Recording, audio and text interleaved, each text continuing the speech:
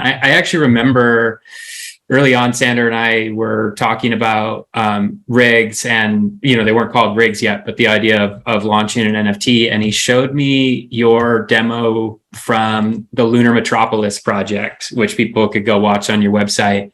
I remember he was like, "Check this out. What do you think? Don't you think that these guys could do something pretty amazing?" And I remember just being like, yeah, they're going to get it. Like, that's going to be really cool.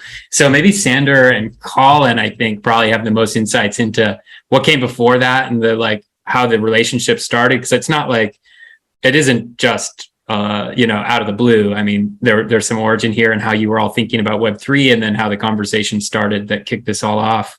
Cool.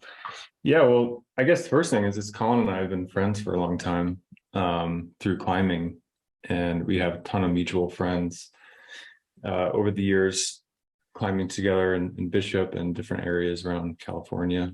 And when I used to live in the Bay, I don't even know when the first time we met, Colin, but it might have been at like Planet Granite SF or something. And we actually, I don't know if you remember this, Andrew, we met with Jen and Colin's wife, Jen and Colin in the Mission a long time ago. We were working on something totally different. This was like textile V0 or something. I don't even remember what our current focus was at that point. But yeah, I just remember feeling like this could be an amazing collaboration, but maybe it wasn't time to like pull the trigger and kind of use that collaboration on that, so I'm really glad that well, I guess we could have done multiple collaborations. Yeah, I just remember always feeling kind of intimidated by just all the talent that over there, and wanting to like do it if we were going to be able to convince them to work with us to be able to do it justice. We weren't ready for them yet. Yeah, that's awesome.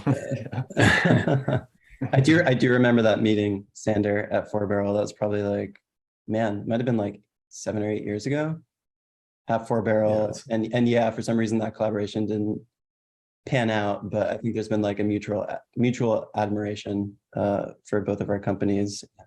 That was finally nice to get a chance to collaborate with you guys on Tableland.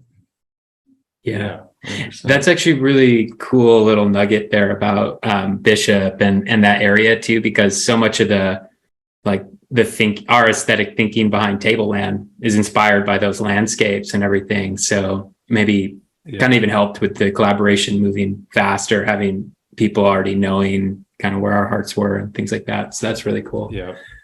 How did the conversation? Go ahead. Yeah, there's an area in around Bishop called the Tableland, and it's sort of this general area that's not kind of the main bouldering area. It's sort of out in the flats, the east side of northeast of Bishop. These canyons that have these really deep, you wouldn't even notice that they're there walking across the desert, or sort of like the kind of mountainous desert, until you come across these big cuts. It's littered with thousands of boulders. And I remember when Andrew, when you first said the name Tableland, I was just like, yes, that is exactly, because I had all that association with that visual association. Yeah, it just makes so much sense.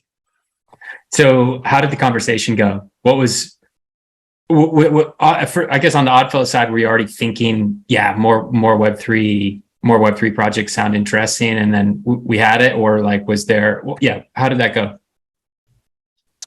I think we've been excited about Web3 for a while. I think,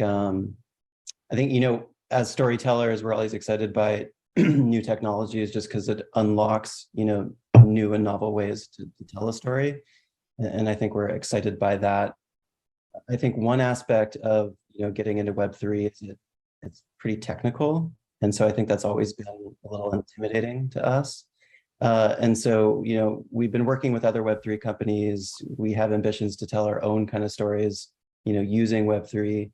But then I think the idea of, being able to work on a project alongside you guys, it was actually really like just a big kind of learning opportunity for us.